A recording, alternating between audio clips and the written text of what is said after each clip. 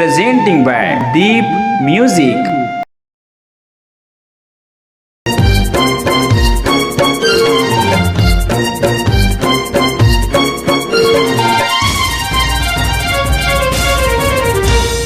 मैं मजनू ते लैला, मैं मजनू ते लैला, ते मजनू मैं लैला, ते मजनू मैं लैला।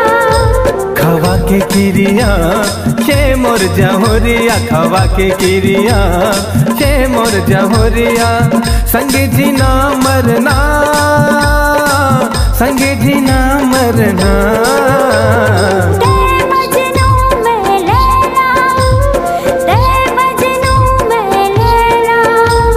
मैं मजनू ते लैला, मैं मजनू ते लैला।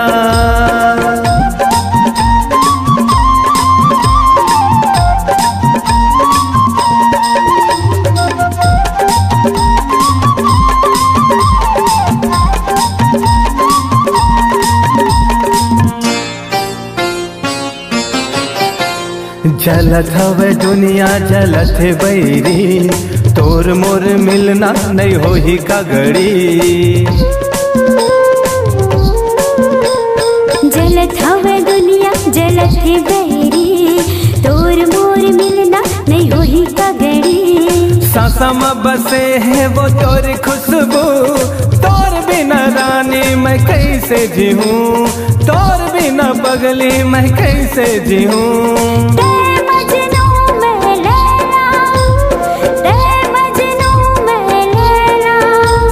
मैं मजनू ते लैला, मैं मजनू ते लैला।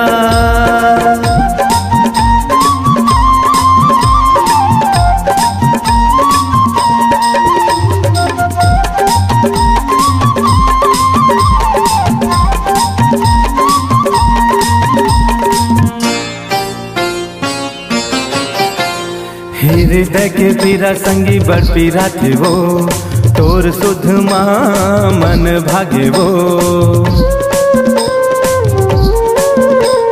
हृदय के पीरा संगी बड़ पीरा थेगा, तोर सुध माँ संगी मन भागेना। तही मोर जिंदगी तही हाँ धड़कन, तन मन संगी तोर बरे अर्पण, तन मन संगी तोर बरे अर्पण।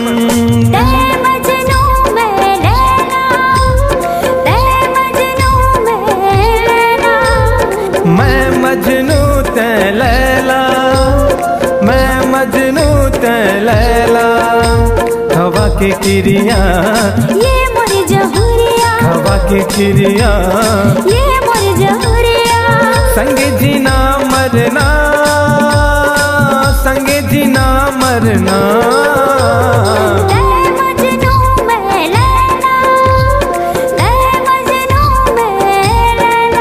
हाँ मैं मजनू ते लैला, मैं मजनू ते लैला।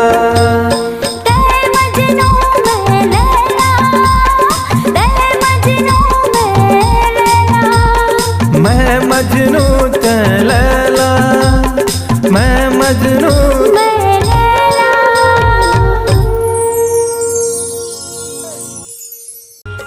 नमस्कार दोस्तों, नए नए छत्तीसगढ़ी गाने सुनने और देखने के लिए हमारे दीप म्यूजिक चैनल को अभी सब्सक्राइब करें और बेल आइकॉन के बटन को क्लिक करें।